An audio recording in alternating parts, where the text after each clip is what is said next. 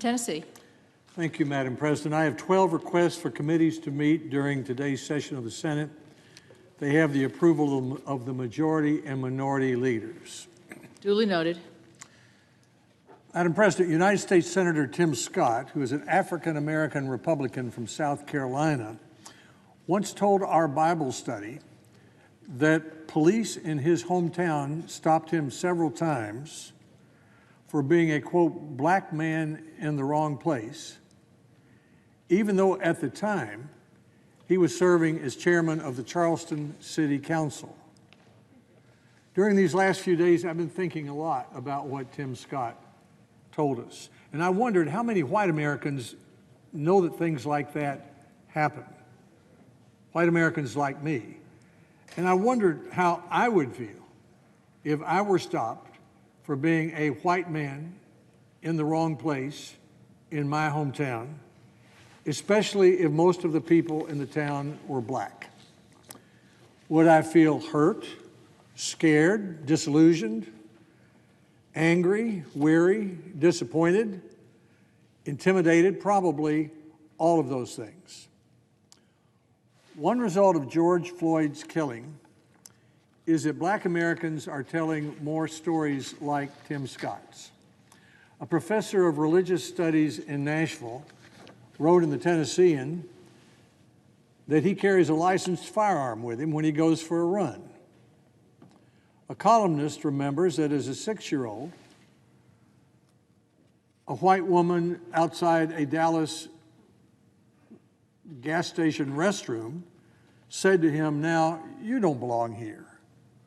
Well-educated black businessmen count the times they've been profiled because of their race. One of my friends in Memphis, who is now vice president of Memphis' largest hospital, told me that when he went to Memphis State in the 1960s, it was clear to him that almost everyone thought that he didn't belong there. During my lifetime, I've seen profound changes in racial attitudes. In 1958, when I enrolled at Vanderbilt University, I had no black classmates. African Americans couldn't sit at lunch counters in Nashville. Blacks driving across Tennessee couldn't stay in most motels. They couldn't eat at most restaurants.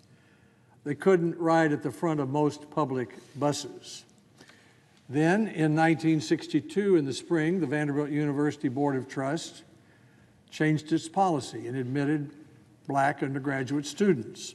In August of 1963, I remember standing in the back of a huge crowd late that month. I was an intern in the United States Department of Justice, and I heard a booming voice, which was Dr. Martin Luther King's voice, say, "I have a dream." 1968, I was a Senate aide here, and I remember being in the room, which is today the Republican leader's office, where senators were around a big table, and Senator Everett Dirksen and then President Lyndon Johnson were writing a civil rights bill. During the 1980s, I saw Tennessee adopt a Martin Luther King holiday, swear in its first black Supreme Court justice. In the 1980s, the University of Tennessee hired its first 2 black vice presidents, and it hired its first black basketball coach, who as a teenager in Alcoa once sat in the, quote, colored section at UT football games.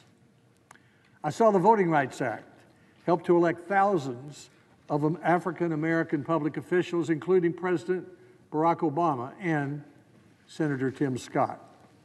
Last week, I asked Senator Scott if I could tell the story that he told us privately in the Bible study. He said, sure. It happened again just last month. So despite a half-century of profound change, an African-American United States senator is stopped again by police for being a black man in the wrong place in his hometown. So what do we do now? Bringing those who killed George Floyd to justice will help. Dealing firmly with looters who hijack peaceful protests will help. Some new laws and government actions will help, such as criminal justice reform and permanent funding for historically black colleges that became law in this Congress. It would also help to open schools and colleges in August and to open them safely, because a good education is the surest ticket to a better future for minority students, and no students will suffer more from schools being closed than minority students. Benjamin Hooks, the former NAACP president from Memphis, he was the national president of the NAACP, he lived in Memphis, taught students this: Americans, Dr. Hooks said, America is a work in progress. We've come a long way, but we have a long way to go. That long way to go, I would say, will not be as easy as passing laws. It will take changing behavior. One way to do that could be last week's peaceful protest organized by Nashville teenagers, which was a textbook example of First Amendment citizenship. And it hopefully will encourage more victims of racism to tell their stories and more white Americans to adjust our attitudes. Madam President, I'm grateful that Tim Scott gave me permission to tell his story.